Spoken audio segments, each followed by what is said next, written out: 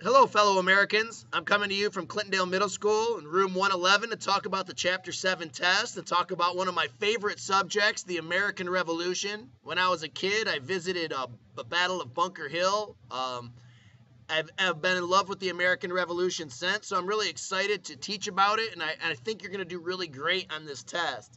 First thing I want you to know about when talking about the American Revolution is I want you to know about the strengths and weaknesses of the British Army and the Continental Army. Let's start out with the Continental Army. Let's talk about their strengths. The strengths of the Continental Army is they had a leader and they had a dream. They wanted independence and they had a leader who knew how to get them there. George Washington was a great leader. He was inspiring. He had a good strategy, and he ended up winning the war. So George Washington was a great leader.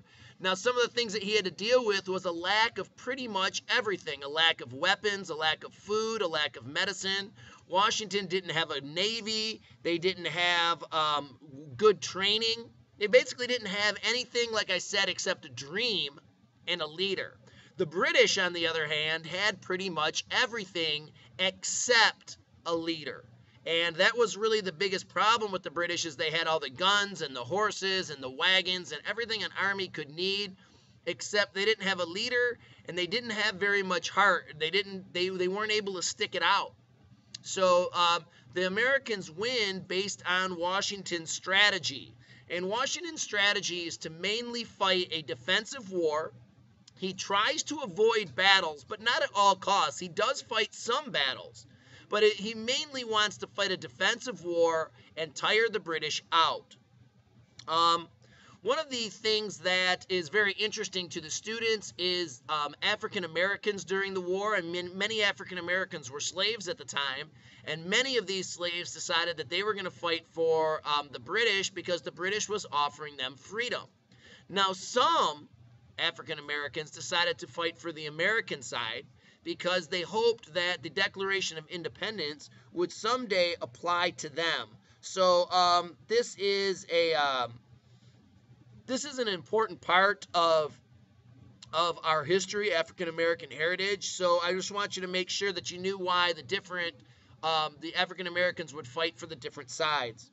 One of the things that is a great story is the Battle of Trenton. And the Battle of Trenton is when Washington crosses the Delaware. Hey, can somebody bring me my picture of Washington crossing the Delaware? Washington crossing the Delaware is a very important story because he does it on Christmas. And yeah, thank you very much. This picture right here is Washington crossing the Delaware. Here he goes. He's on his way. It's Christmas, and he's going to sneak attack the enemy at a place called Trenton. And he wins a small victory, but what it does is it proves that he's going to do what it takes and that the colonists could defeat the British and their allies if they were smart about it. So another big battle in the war besides Trenton is Saratoga, and Saratoga happens in New York in 1777. And the most important thing about the Battle of Saratoga is that we're able to win a major battle. There's no sneak attack. There's no stipulations. It just was a major battle that the British happened to lose.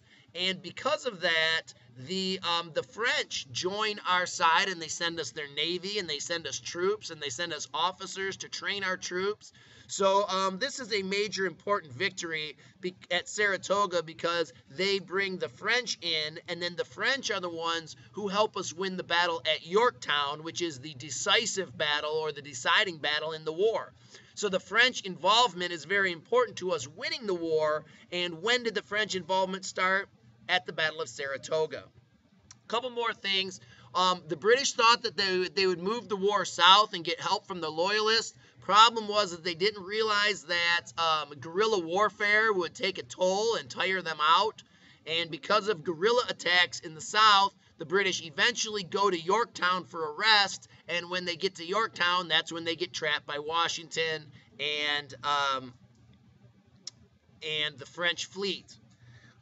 Going on, the last thing I want to talk about is the Treaty of Paris. The Treaty of Paris is actually what ends the war in 1783.